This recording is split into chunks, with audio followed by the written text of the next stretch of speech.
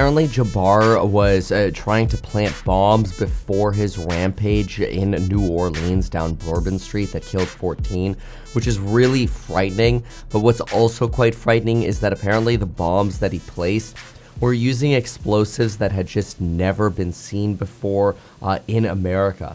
He apparently used these sort of coolers to plant the bombs, and he was expecting to detonate these bombs with a radio transmitter, but for some reason the two bombs didn't go off. It could be because the bombs were homemade bombs and he just screwed up in making the bombs. It could be because he screwed up in making the detonator work. It could be because he was never able to actually pull the trigger on his, presumably RF transmitter. Usually the way this would work is that you would go in on your attack, and then at some point in your attack, you would sort of pull the trigger, if you will, and it would send a remote signal, radio frequency. Once that frequency is connected, received by these coolers, circuit closes, lights the detonator, which then lights the bomb. It's all pretty disappointing and gruesome to think that people do this sort of stuff. Now, what's possible is that because Jabbar ended up crashing into some form of crane, it's possible that by the time he crashed, he maybe dropped the detonator, or who knows what happened. Either it didn't work. My guess is he wasn't expecting to crash into a crane, and when he crashed into that crane, he probably dropped that detonator, and he immediately kind of jumped into essentially a firefight with law enforcement who responded to the crash site. You can see that here a little bit better in this particular picture in this LA Times piece. I don't like the LA Times. But anyway, they have a useful picture here. Go away. Useful picture here where you could see that he crashed into this crane that was in the street. Honestly, this crane was probably, frankly, like a lifesaver of many, many people. Unlike the bollards that the city was expecting to install, I have to say this is probably one of the most disgusting news updates that I've ever seen. It's the following. The city says the new bollard system would not have stopped the Bourbon Street attack that killed 14 on New Year's Day. The New Orleans planned new Bourbon Street barriers were only crash rated to 10 miles per hour, according to city documents.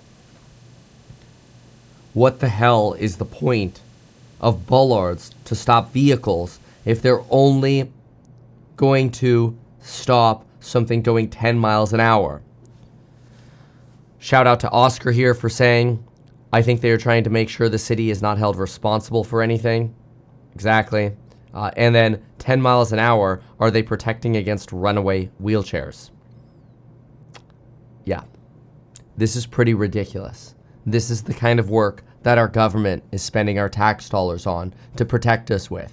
They're going to install bollards that protect us from vehicles going 10 miles an hour. Yes, because every terrorist who's ever conducted a ramming went 10 miles an hour and followed the speed limit. Freaking morons. Anyway, the explosive compounds that may have been used, just based on some very basic research, are the following. TATP, HMTD, or CL20. I think CL20 is most likely.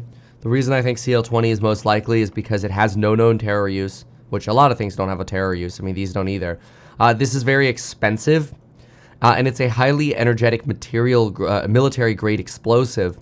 But a lot of people think that he may have gotten access to the knowledge for how to manufacture this sort of equipment with a trip to Egypt that he took a few years ago. Who knows? It could be any of these. It could be something different. The point is, his bombs failed to go off, and lives were saved because of that. So whoever he learned from sucks. And if he learned himself, boy, sucks anyway. Anyway, if you look at sciencemadness.org, you'll actually see that this particular material can be used as a rocket propellant, explosive material, or shape charges. The problem that people say is you really shouldn't store it because it's not very stable. Maybe it's somewhat like a nitroglycerin where you hold it too long or expose it to the wrong types of light. It's just going to blow up.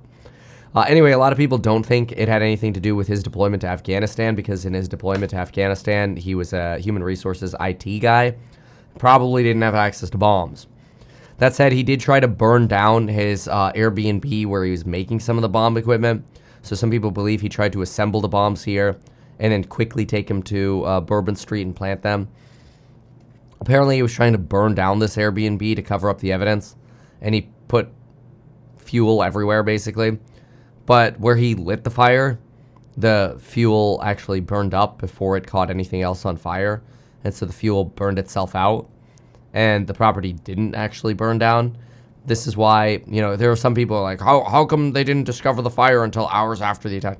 Well, the place never actually burned down, even though he tried to. So he kind of failed at multiple levels here. Bombs, burned down, which honestly is a wonderful thing because it just provides a lot more evidence that can be collected against this guy.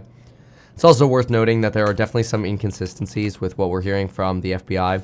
The FBI says Jabbar worked alone, just like the FBI says that Matt worked alone in the Cybertruck attack or explosion or whatever you want to call it. The problem that you have with this is, and I'm not going to show the actual baboom, you can go look at that yourself, but this video is circulating on X right now pretty wildly. And this is the Cybertruck. You can see his head here, and people say that they see him move before an explosion, but we're told that he shot himself before the explosion.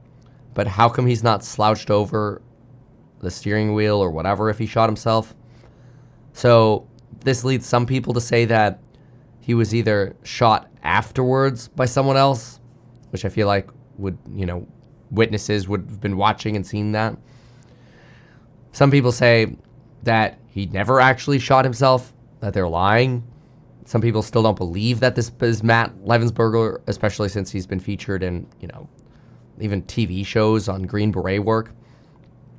Some people say that maybe he shot himself after because he was burning and he somehow survived the explosion. I have no idea. The point is, there are a lot of people that are like, hey man, how is this guy in a History Channel? Now there he is on the left, Matt and Tim. How is this guy, better known as the Green Berets, you know, somebody who would perpetrate this? So a lot of people just don't believe it. Anyway, that's the latest for this morning. I appreciate y'all being here. I love y'all. Subscribe to the channel if you'd like to learn more. Thanks, bye. Why not advertise these things that you told us here? I feel like nobody else knows about this. We'll try a little advertising and see how it goes. Congratulations, man. You have done so much. People love you. People look up to you. Kevin Paffrath there, financial analyst and YouTuber. Meet Kevin. Always great to get your take.